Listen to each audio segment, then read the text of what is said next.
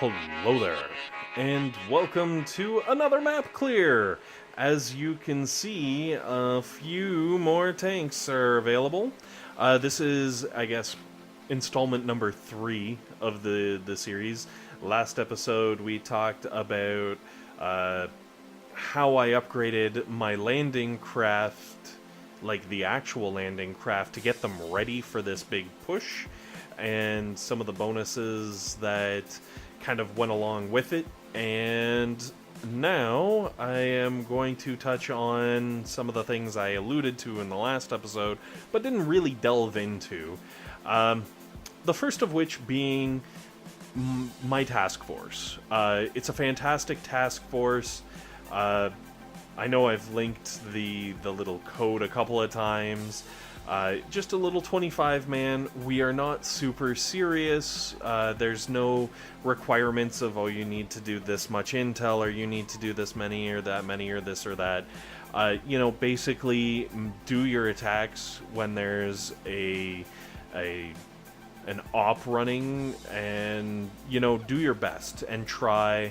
And if you do something incredibly horrible, we'll try to kind of guide in the right direction, but I don't think we've really kicked anyone out just because they suck at the game. Which I hear is actually a thing that people do.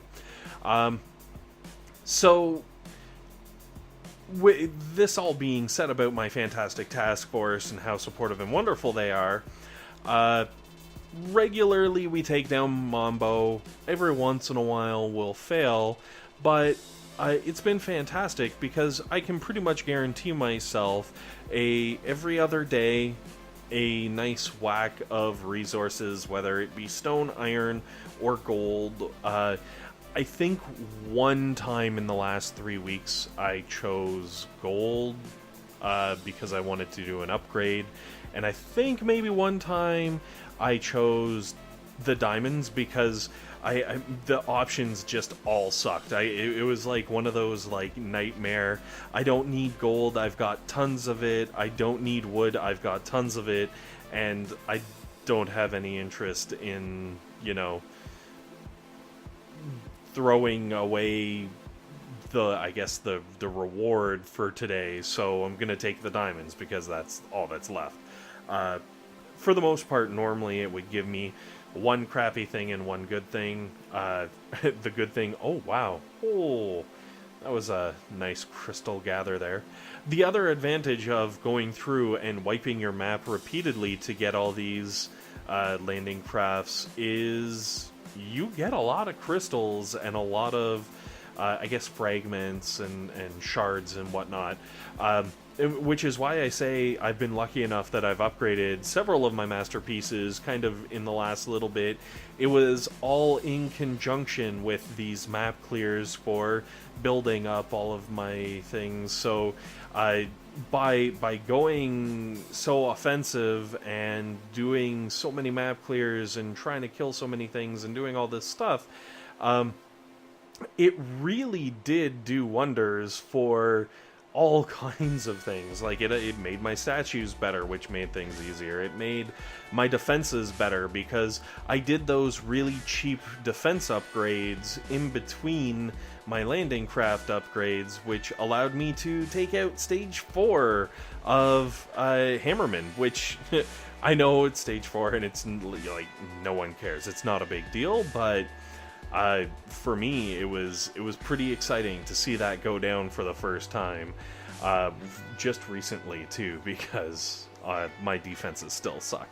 But the point is, I've also gotten to the point where I'm starting to get more and more intel and gems just from people attacking me, and being able to take out the 2 or 3 troops that kind of give me a little bit of loot. I might not defend, but I'm okay with that as long as I get a little bit out of it, you know what I mean? So, anyways, that's not as big a part of this. I guess it kind of is, as the loot. So, after having the task force loot, which was always fantastic, then I also had the dives, and I haven't gotten the third, I guess it's the third trophy or star or whatever you want to call it, but I am sure on my way. Basically, because when you're expanding and clearing the clouds out of your map, you get the extra diving locations and stuff like that. I had my submarine out almost 24/7.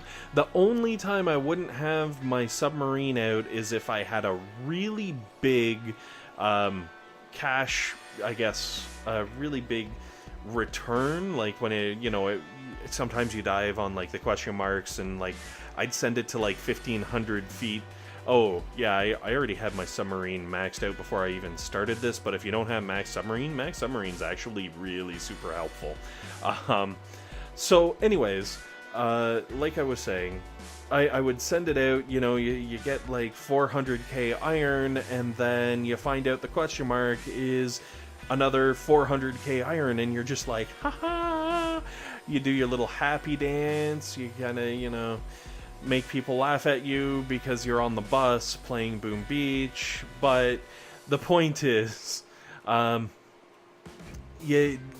sending out that submarine constantly and then timing the dives. So I'd kind of like go in, I'd rank, I'd see like, okay, well these dives are going to give me these resources, and then if I do these dives at these times, the sub is going to finish the dive at this time so that I could send it on another one, or I can do a map clear and use those resources or this and that.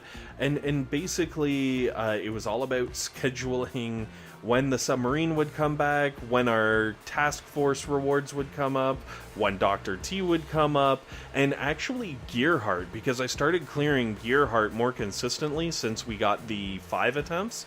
I had just started taking Gear Heart down when we had 3, and it was like not a guaranteed thing, but I was able to do it sometimes. Which means once they gave us 5, it was just, come on, no-brainer. It was nice, and here's your loot. Thank you for coming. And obviously now it may even be too easy, according to some people, because they're running around. Saw a video of some guy who basically just cleared the base purely with GBE, like no troops landed in any of the attacks, which was kind of awesome to see, I'm not gonna lie. But not feasible on a regular basis. Hopefully. I don't know, maybe it is. Oh my god. Anyways, so the Gear Heart, because generally I've been lucky and I was getting iron and stone as my rewards, I was able to clear Gear Heart and get massive upgrades on Gear Heart days as well. I didn't have to wait until I had Dr. T available, which was freaking fabulous. So balancing all those things, setting up schedules, definitely a big part of it. Having all of your defenses and not necessarily defenses, sorry, but I don't want to call them economy buildings. Support buildings. I think support buildings is much better term. So having the support buildings in the right area, doing the right things, was definitely a big key of it. And then putting all of these things together allowed me to kind of go through and do these upgrades. And like I said, collecting all of the diamonds from the very beginning when I started playing this game, I was lucky. I was one of the later, I've only been playing the game for less than a year, I think. Most of the guys in our office were already playing it, and they kind of talked me into playing it, and were able to give me really great guidance and helpful hints and everything very early on. So I started doing things like, say, for example, saving up my diamonds for later on instead of just wasting them away. And the other big one was upgrading the vault, which I have done religiously since I started playing. And it wasn't until very much later on when I really realized how incredibly important that vault is. that I could really appreciate it. But anyways, I digress. They also, talked about getting the radar up to the right level and getting the prototype modules and just kind of stockpiling them and not wasting time boosting ice statues, because you're going to get raided and you're going to get attacked no matter what. So unless you're really sitting on something special, don't worry about it. Oh my god, I love this level. Sorry, timeout. Pierced, so cool. I remember someone sharing it in our task force forever ago when I had never actually seen one, and he kind of went through and cleared with Riflemen, but this way I feel is so much easier. Also because I have level 10 Riflemen, and I really don't want to subject my level 10 Riflemen to getting their arses whooped. And hey, let's be honest, if I can take out this level without landing a single troop, why wouldn't I, right? Anyway, also, it's a heart. Oh, it's so cute. So yeah, I guess that kind of rounds out what helped me get everything up to capacity 24, level 20 for landing crafts. And then, of course, resource statue, absolutely a must. And whenever I knew I was going to do a map clear with, say, Dr. T, that resource, and really also the Power Stone chance, the two of them always boosted. And since I've been doing these map clears, my power powder has grown significantly. I think I'm over 200 power powder at this point. And when I started, I was probably around 130, 140-ish. Because that was just after Mega Crab 2.0 that I really kind of started to do videos and upgrade things and move in the direction of getting that done. It was actually also partly the loot from the Mega Crab that helped me get started and moving in the right direction. I'm pretty sure I used my loot from the Mega Crab to build my armory level 20. Anyways, so yes, I have no idea what I was talking about. Yeah, total clear. I started thinking about the Mega Crab and I just got so excited because I gotta say, first Mega Crab, I was low enough of a level that, oh my goodness gracious, I upgraded so much, it blew my mind. I think I did some math, and I did about a month's worth of upgrades in a short period of time.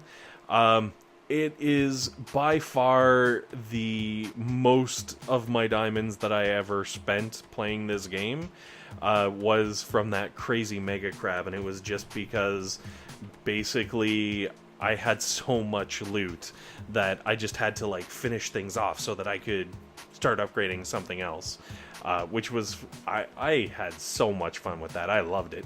Even Mega Crab 2, I didn't have to do it quite as much because obviously things were costing significantly more, and I heard some people saying that loot wasn't as good. Which could be possible. To be honest, I'm not 100% sure. I just know that I ran through as far as I could with tanks without losing anything, and then eventually switched over because I realized, oh crap, what am I doing here? Well, I don't have to say anything, the videos are still hanging around. Also, kind of during this period of time, I was working myself towards trying to put together the channel so that I could start doing some how-to videos and start trying to share some of the knowledge I've been lucky enough to get from playing, and try to help people and do things, because, I don't know, it seemed like something fun to do, I guess. Which it really is, and hopefully all of this comes together and definitely helps you out, because I tell you, going from having the level of the capacity, I'm going to go with capacities here, capacity 18 landing crafts to capacity 24 landing crafts in a couple of months, it's completely changed the game for me.